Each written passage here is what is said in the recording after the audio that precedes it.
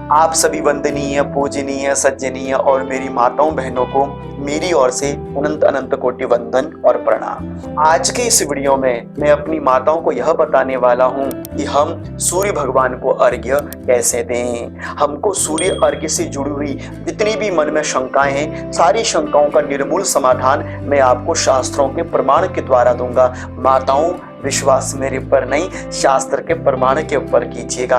गत पूर्व में मैंने एक वीडियो बनाई थी कि मेरी माताओं बहनों को भगवान की पूजा कैसे करनी चाहिए, और इतना अनन्य प्रेम मिला, इतना अनन्य प्रेम उस वीडियो में मुझे मिला जिसकी कल्पना परिकल्पना मैं कर भी नहीं सकता। मेरी माताओं, आपने सूर्य भगवान को अर्घ्य देने के विषय में बहुत सारे प्रश्न किए थे, तो उन्हीं प्रश्नों को और उन्हीं जिज्ञासाओं को लेकर मैं इस वीडियो में आपके सामने उपस्थित हुआ हूँ। मेरी माताओं, ये वीडियो आपको समर्पित करता हूँ, ध्यान पूर्वक सुनिएगा कि क्या स्त्रियों को सूर्य अर्घ्य देना चाहिए या नहीं देना चाहिए। क्या तांबे के लोटे से स्त्रियां सूर्य अर्घ्य दे सकती हैं या नहीं। क्या सूर्य अर्घ्य स्त्रियों को विशेष रूप से देना चाहिए, आदि विभिन्न प्रश्न हैं। उन समस्त प्रश्नों का उत्तर मैं आपको आज शास्त्र प्रमाण के साथ देने वाला हूं। सर्वप्रथम यह जानिए, क्या स्त्रियों को, कन्याओं को सूर्य अर्घ्य देना चाहिए या नहीं। तो इसके विषय में हमारा ब्रह्म पुराण क्या कहता है, प्रमाण आपके सामने है। येवार्घ्यं संप्रयच्छन्ति सूर्याय मितेन्द्रियाः ब्राह्मणाः क्षत्रिया वैश्याः स्त्रियः शूद्राश्च संयताः। इस श्लोक में कहा गया है कि प्रत्येक व्यक्ति, प्रत्येक जन को सूर्य भगवान को अर्घ्य देने का अधिकार हो, भले ही वह पुरुष हो, भले ही वह स्त्री हो। समस्त सज्जन भक्तों को अपने सूर्य भगवान को अर्घ्य जरूर देना चाहिए। और मेरी माताओं, मैं तो आपसे जरूर कहना चाहूंगा, आप अपनी पूजा में सूर्य अर्घ्य को जरूर जोड़िए। आप मंदिर में पूजन करती हैं, बहुत अच्छी बात है, लेकिन सूर्य अर्घ्य देना कभी मत छोड़िए। मेरी माताओं, आप तो धर्म की ध्वजा हो। मेरी माताओं, आपके तो धर्म कर्म करने से आपके परिवार में, आपके कुल में वृद्धि होती है। एक छोटी सी भी कन्या यदि सूर्य अर्घ्य देती है ना, तो विवाह होने के बाद अपने ससुराल में पूजनीय हो जाती हैं। उसके संस्कारों को वंदन किया जाता है कि धन्य है इनकी माँ जिन्होंने अपनी कन्या को सूर्य अर्घ्य देना सिखाया।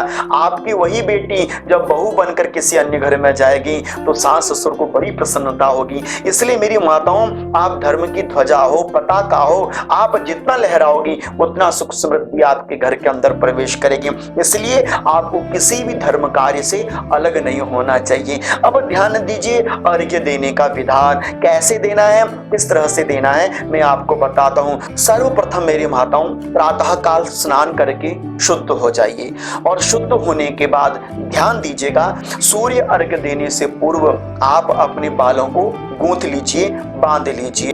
शास्त्र कहता है कि मुक्त केशस्य नाचामेत देवाद्यर्चाम प्रवर्जयित। केश खुले छोड़कर कभी भी भगवान की पूजा नहीं करनी चाहिए। पुरुष को अपनी शिखा और स्त्री को अपने बालों को बांध कर ही भगवान की पूजा करनी चाहिए। और उसके बाद अपने माथे पर सिंदूर जरूर भर लीजिए। कई स्त्रियां कहती है क्या स्नान करने के तुरंत बाद ऐसा श्रृंगार करना चाहिए।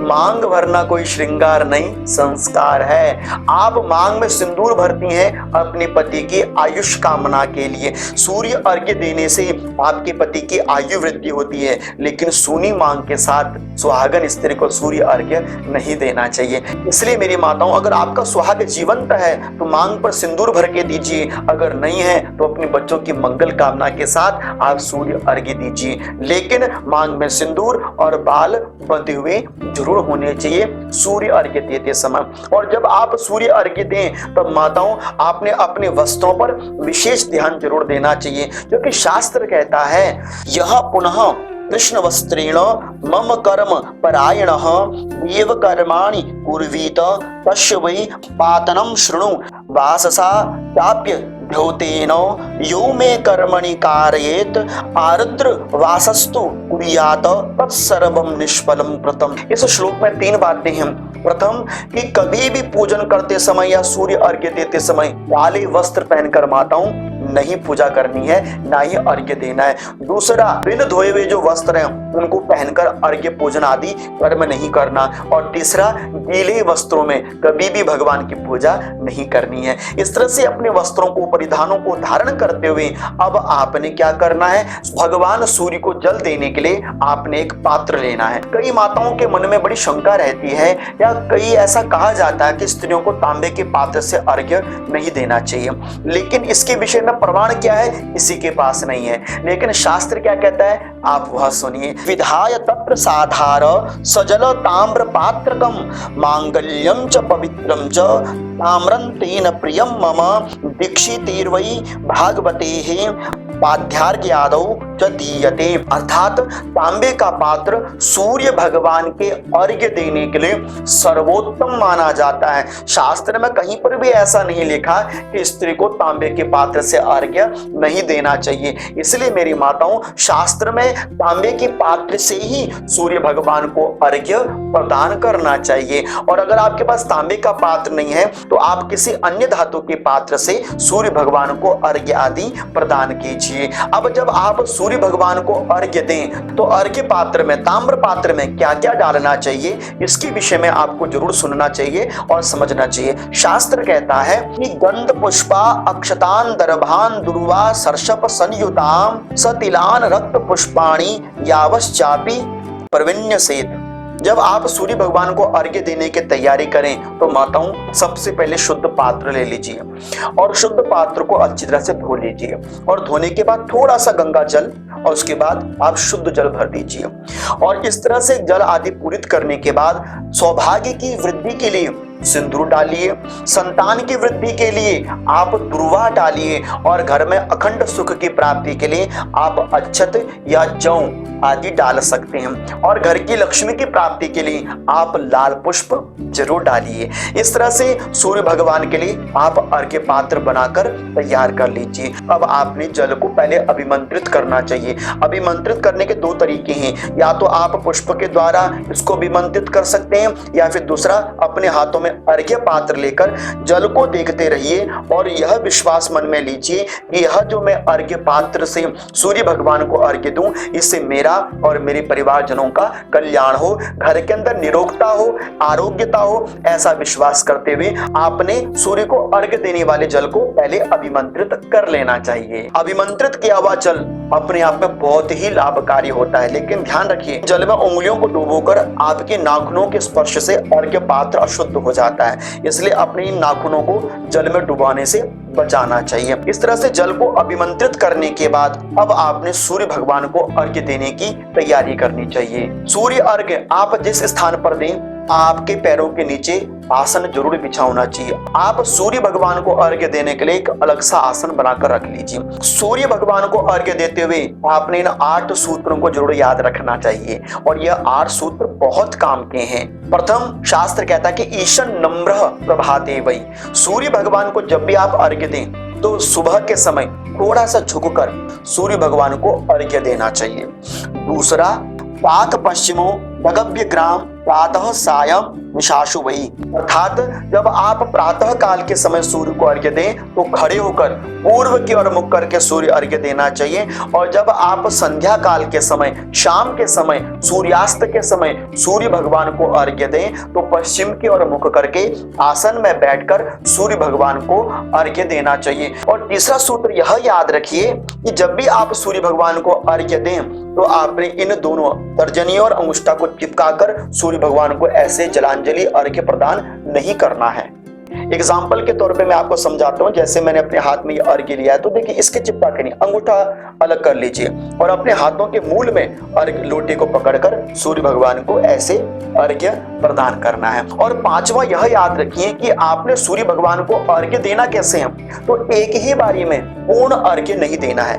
अर्घ्य हमेशा 3 बार तोड़ तोड़ कर देना चाहिए। कैसे? शास्त्र कहता है कि अस्वादित्यो ब्रह्मेति प्रदक्षिणम ब्रह्मन जलम सिंचेत। अर्थात जब आप सूर्य को अर्घ्य दें तो पहले एक बार सूर्य को अर्घ्य दीजिए, उसके बाद अपनी जगह में घूमिए, फिर सूर्य को अर्घ्य दीजिए, फिर अपनी जगह में परिक्रमा कीजिए, फिर सूर्य को अर्घ्य दीजिए, अपनी जगह में परिक्रमा कीजिए। कितनी बार? बोले जलांजलि त्रिछपेत, 3 बार आपने सूर्य को अर्घ्य ऐसे देना है और तीनों बार अपनी जगह में परिक्रमा करते हुए सूर्य को अर्घ्य प्रदान करना है। और 7वां सूत्र यह याद रखना है, कालातिक्रमे प्रायश्चित्तार्थम चतुर्थम, अर्थात अगर आप सूर्य भगवान को अर्घ्य देते हुए देर हो जाती है आपको, तो आपको एक प्रायश्चित अर्घ्य और देना चाहिए, अर्थात कि 3 बार तो आप परिक्रमा करते हुए जल दीजिए और जो चौथा है प्रायश्चित अर्घ्य वो आप पूर्ण रूप से सूर्य भगवान को समर्पित कर दीजिए।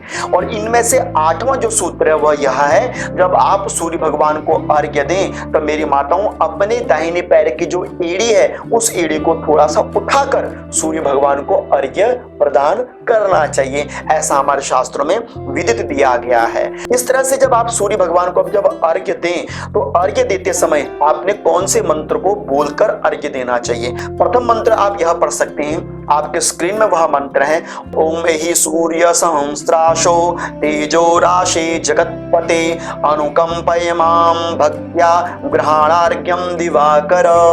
यह दूसरा आप भगवान के 12 नामों से या भगवान के 5 नामों से सूर्य भगवान को अर्घ्य दे सकते हैं। ओम आदित्याय नमः, दिवाकराय नमः, भानवे नमः, मित्राय नमः, भास्कराय नमः, सरल मंत्रों से दे दीजिए। यह आप तीसरा मंत्र कह सकते हैं, ब्रह्म स्वरूपणे सूर्य नारायणाय नमः। इस मंत्र से भी आप सूर्य भगवान को अर्घ्य प्रदान कर सकते हैं। सूर्य अर्घ्य देने के बाद आपने इन 5 बातों का विशेष ध्यान रखना। पहला, जैसे ही आप सूर्य भगवान को अर्घ्य दे देते हो, अपने हाथ जोड़कर माताओं सूर्य भगवान को प्रणाम कर दीजिए। कहिए, आदिदेव नमस्तुभ्यं प्रसीद मम भास्कर, दिवाकर नमस्तुभ्यं प्रभाकर नमोस्तुते। इस तरह से माताओं सूर्य भगवान को प्रणाम करने के बाद अब आप अपने आसन पर बैठ जाइए और 5 मिनट, कम से कम 5 मिनट आप सूर्य भगवान के नामों का जप जरूर कीजिए। आप बिल्कुल सरल मंत्रों से सूर्य भगवान का 5 मिनट बैठकर जप कीजिए। जैसे मंत्र है ओम गृणी सूर्याय आदित्योम, इस मंत्र का, या फिर दूसरा ओम गृणी सूर्याय नमः, या तीसरा ओम ह्रां ह्रीं ह्रौं सः सूर्याय नमः, या फिर तीसरा सूर्य गायत्री का जप कीजिए। बहुत सर्वोत्तम जप है, आदित्याय विद्महे सहस्त्रकिरणाय धीमहि तन्नो सूर्यः प्रचोदयात्। इस तरह से सूर्य भगवान की गायत्री का आप जरूर जप कीजिए। कितनी देर? कम से कम समय निकालिए और 5 मिनट सूर्य भगवान का जप आप जरूर सूर्य भगवान के निकट बैठकर अवश्य करें। आपने सूर्य भगवान को माथा झुकाकर प्रणाम करना है। पुरुष साष्टांग प्रणाम करते दंडवत होकर, और माताओं को पंचांगोयम, केवल घुटना माथा टेक कर ही सूर्य भगवान को प्रणाम करना चाहिए। शास्त्र कहता है, प्रणिधाय शिरो भूम्याम नमस्कारम करोति यः तत्क्षणात् सर्व पापेभ्यो मुच्यते नात्र संशय। जो सूर्य अर्घ्य देने के बाद सूर्य भगवान को माथा नवाकर प्रणाम करता है, सूर्य भगवान उसकी पूजा को स्वीकार कर लेते हैं। इसलिए सूर्य भगवान को जब माथा टेकें तो कहें, आदित्यस्य नमस्कारम ये कुर्वन्ति दिने दिने जन्मांतर सहस्त्रेषु दारिद्र्यम नोपजायते। जीवन की दरिद्रता का नाश हो जाता है जो सूर्य भगवान को प्रणाम करते हैं। तो तीसरा काम सूर्य भगवान को प्रणाम, और चौथा काम सूर्य को अर्घ्य देने के बाद अपने स्थान में खड़े होकर 3 बार या 7 बार परिक्रमा करना। परिक्रमा अर्थात अपनी जगह में गोल गोल क्लॉकवाइज अपनी जगह में खड़े होकर घूमना। एक बार परिक्रमा कीजिए, सूर्य को प्रणाम करें, दूसरी बार परिक्रमा कीजिए, सूर्य को प्रणाम करें, तीसरी बार परिक्रमा कीजिए, सूर्य को प्रणाम करें। इस तरह से 3 या 7 बार अपनी जगह में खड़े होकर सूर्य भगवान को, चौथा काम सूर्य की परिक्रमा करनी है। 5वां काम आपने यह करना है कि सूर्य अर्घ्य देने के बाद जो आपने अर्घ्य दिया है उस अर्घ्य को आप अपने आंखों में स्पर्श कर लीजिए। थोड़ा सा जल आप अपने लोटे में बचा कर रखिए और अपने हाथों में लेकर उस जल को इस तरह से पान कर लीजिए और मंत्र कहिए कि अकाल मृत्यु हरणम सर्व व्याधि विनाशनम सूर्य पादोदकम तीर्थम जठरे धारयाम्यहम। इस तरह से सूर्य भगवान के अर्घ्य को अपनी माथे आंखों पर स्पर्श करके थोड़ा सा जल आप चरणामृत के रूप में पान कर लीजिए और थोड़ा सा जल जो लोटे में बचा है अपने घर में जाकर छिड़क दीजिए। सूर्य भगवान को अर्घ्य देने के बाद पीठ दिखाकर नहीं जाना है, 3-4 कदम पीछे की ओर चलिए सूर्य की ओर मुख करके, फिर उसके बाद आप अपने घर की ओर प्रवेश कीजिए, लेकिन पीठ दिखाकर सूर्य भगवान को नहीं जाना चाहिए। अब आपके मन में यह भी अगर शंका है कि हमको सूर्य अर्घ्य कहां पर देना चाहिए, किस जगह पर देना चाहिए, तो इसके विषय में ब्रह्म पुराण में बड़ा सुंदर प्रमाण दिया गया है। देखिए, अग्नौ तोयंतरिक्षे च शुचौ भूम्या तथैव च प्रतिमायां तथा पिंड्या देयमर्घ्ये प्रयत्नतः। अर्थात कि जब भी सूर्य भगवान को अर्घ्य आप दें तो ध्यान दीजिएगा अर्घ्य देने के लिए पवित्र भूमि होनी चाहिए। अगर पवित्र भूमि नहीं है तो कोई आप एक गमला रख लीजिए, उस गमले में आप सूर्य भगवान को अर्घ्य दे सकते हैं, या फिर कोई आप पात्र थाली रख लीजिए, उसमें आप सूर्य भगवान को अर्घ्य दे सकते हैं। या अगर आपने सूर्य भगवान की प्रतिमा रखी है तो आप सूर्य भगवान को प्रतिमा में भी अर्घ्य प्रदान कर सकते। और अंतिम प्रश्न यह है कि सूर्य भगवान को हम अर्घ्य क्या मासिक धर्म में जब मंथली प्रॉब्लम आती है क्या उसमें दे सकते हैं? तो इसके विषय में मैंने एक वीडियो बनाई है, आप आई लिंक में जाकर देख सकते हैं कि मासिक धर्म में पूजा पाठ करनी चाहिए या नहीं। लेकिन फिर भी मैं आपको यहाँ बता दूं कि शास्त्र कहता है कि 5वें दिन से ही प्रत्येक स्त्री भगवान की पूजा के लिए शुद्ध होती है, तो आपको 5वें दिन से ही सूर्य उपासना, सूर्य अर्घ्य आदि प्रारंभ करना चाहिए। संपूर्ण शास्त्र की प्रक्रिया को लेकर मैंने सूर्य अर्घ्य देने की विधि आपको बताई। अगर आपको यह वीडियो अच्छी लगी है तो इस वीडियो को लाइक, शेयर और सब्सक्राइब जरूर कीजिएगा। और अगर आप मेरे से जुड़ना चाहते हो तो आप मुझे इंस्टाग्राम पर भी फॉलो जरूर कर लीजिएगा। तब तक आप सभी सज्जन भक्तों को मेरी ओर से अनंत अनंत कोटि वंदन, प्रणाम।